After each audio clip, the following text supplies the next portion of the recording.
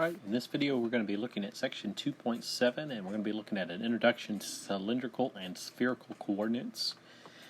We'll do a lot more with cylindrical and spherical coordinates a little bit later on in chapter 4 or 5 where we do a lot of double and triple integrals. These cylindrical and spherical coordinate systems can make the integration a lot simpler. In Calculus 2, you would have looked at the polar coordinate system, and that would just be simply on the xy plane. And so over here on the right I have an image from the Calculus Volume 3, and we have in 2D you'd have a point on the xy plane and x comma y, and then you have your angle theta, okay, your x, your y, and then the r is going to be the distance xy is from the origin. So using the Pythagorean theorem, we'd have x squared plus y squared is equal to r squared, and then the tangent of theta is equal to y over x, the opposite over the opposite over the adjacent. Excuse me. Tangent is opposite over the adjacent. Okay. Or so if we have for example, the cosine of theta, it's going to be the adjacent x over the hypotenuse of r. If we multiply that by r, then we have x is equal to r cosine of theta. And then the sine of theta would be equal to y over r. And if we multiply that by r, we would get y equals r sine of theta. And so that's what we had in Calculus 2. Now, if we convert this into 3 dimensions, the only difference here is, so the way we find the x and the y, or the r and the theta, depending on which coordinate system we are, is going to be the same. And then we're just going to add the height of z, and so z is going to be equal to z in the cylindrical coordinates. Okay, so we're just going to practice a little bit of this, and then later on in the semester, I think it's in the third or fourth unit, I think it's in the third unit where we deal some more with the cylindrical coordinate system. So let's do an example. We're going to write the cylindrical form of x squared plus y squared is equal to 4y. I think we'll do a little bit of graphing too, just to see what we got going on here. All right, so x is r cosine of theta, and y is r sine of theta.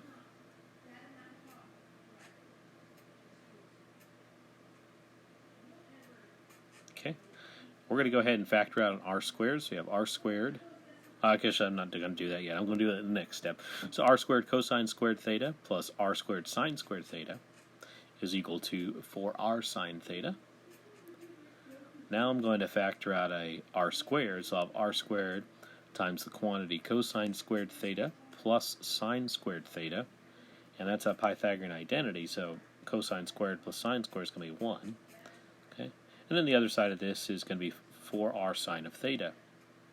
So we have r squared is equal to 4r sine of theta. We'll divide both sides by r, and we have r is equal to 4 sine of theta, and that's the cylindrical form here. Okay.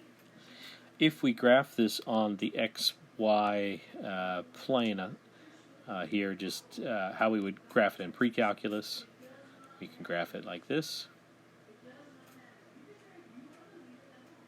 Okay. Alright, so there it is.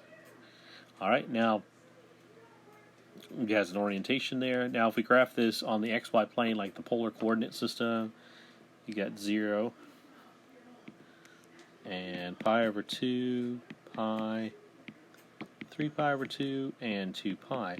If we're to graph this at 0, it's 0. Okay. At pi over 2, we're going to be at 4, so we'll just say that that's 4 there.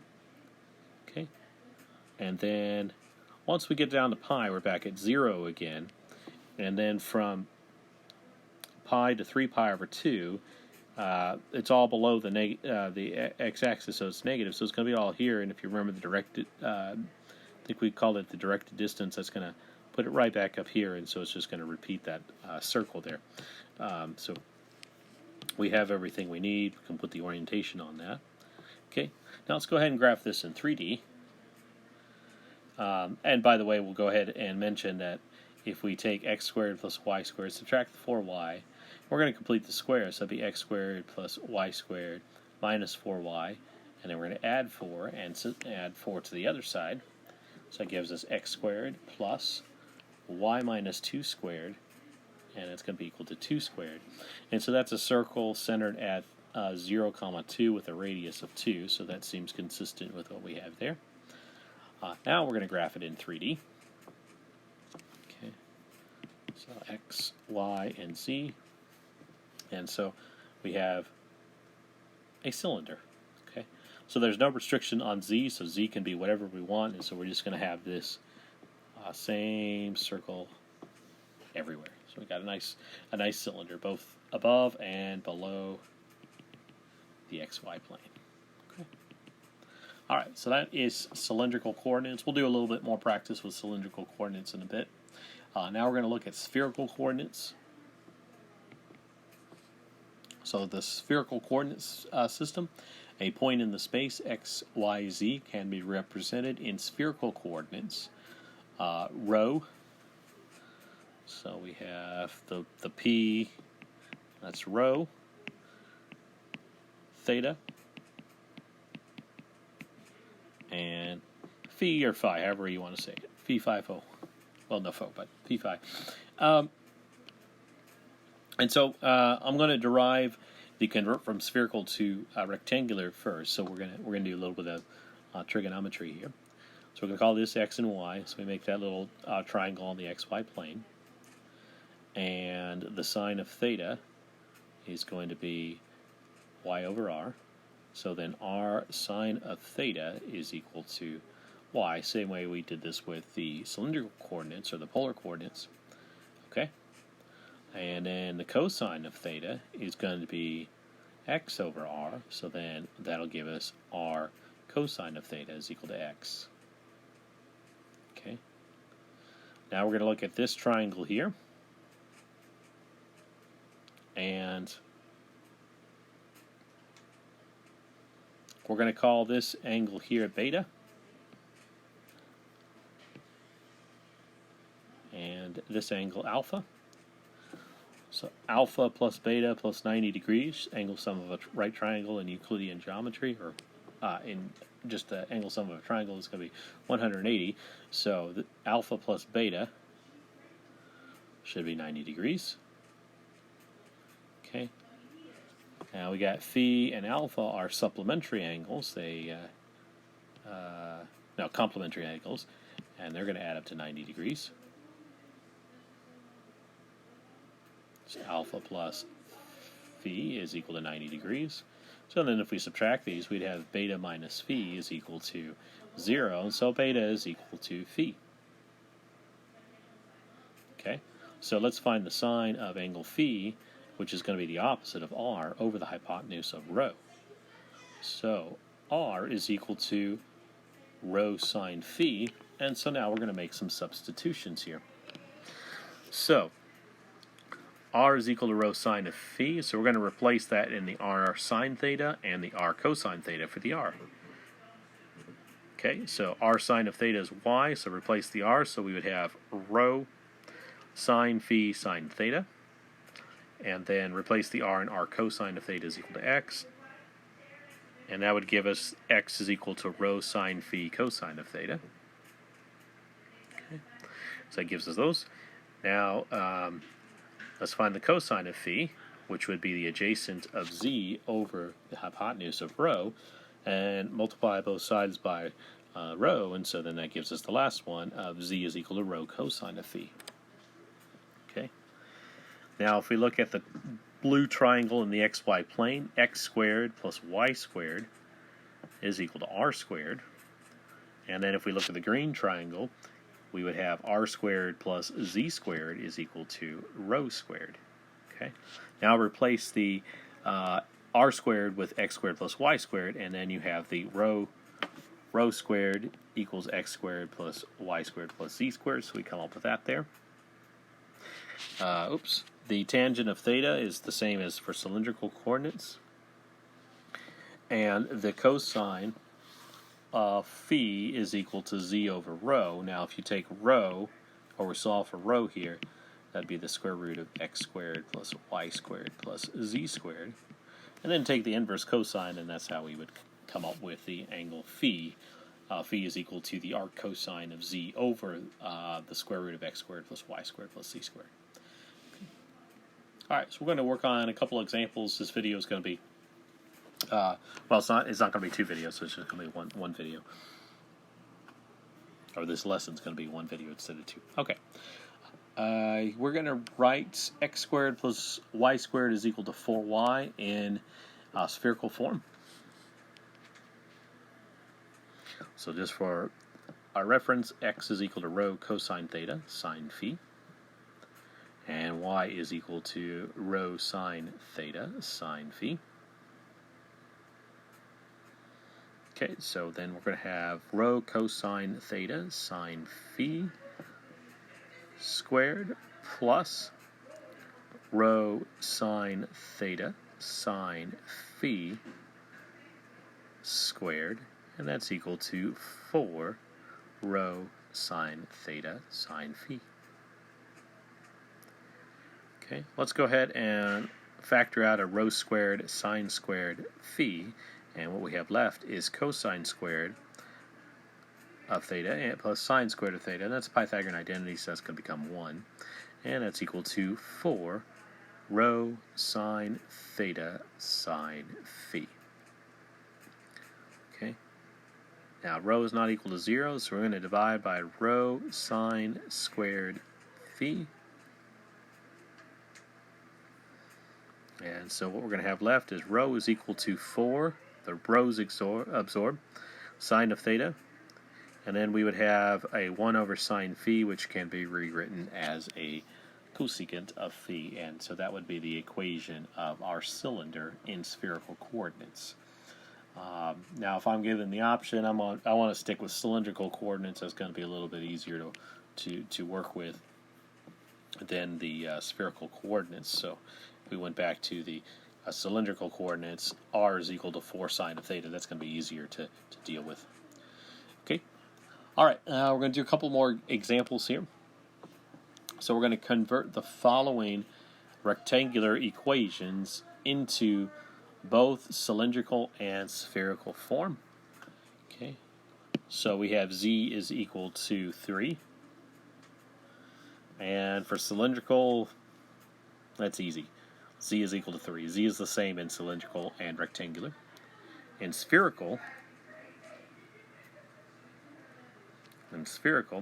rho is rho cosine of phi, that's equal to z, so that's going to be equal to 3.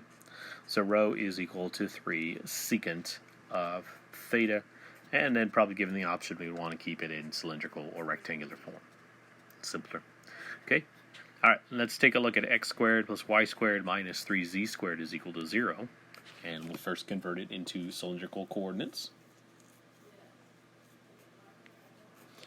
Recall that x squared plus y squared is equal to r squared. So we have r squared minus 3z squared. Remember, z is the same in cylindrical coordinates, and that's equal to 0. Okay, that's it. For spherical coordinates,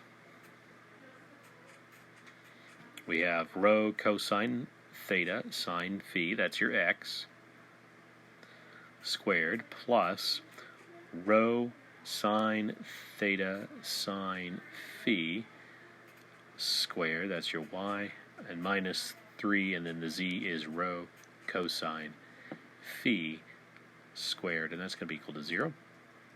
We'll slide out a rho squared, because everybody has a rho squared. And then the first two terms, we're going to slide out a sine squared of phi, which leaves us with cosine squared of theta plus sine squared of theta, which will turn into 1. That's Pythagorean identity. And then we're going to have minus 3 cosine squared of phi. It's equal to 0.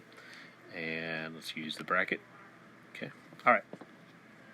Now we can divide by rho squared, and the rho squared will go away.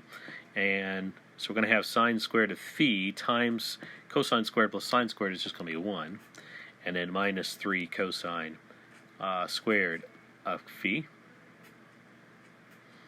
Okay, so sine squared of phi is equal to 3 cosine squared of phi. So sine squared over cosine squared of phi is equal to 3. So that is tangent squared of phi is equal to 3. So then the tangent of phi is equal to plus and minus the square root of 3. And so where the tangent is equal to positive root 3 would be at pi over 3, and negative root 3 at negative pi over 3. And so this is a cone. X squared plus y squared minus 3z squared is equal to 0. That's an elliptic cone along the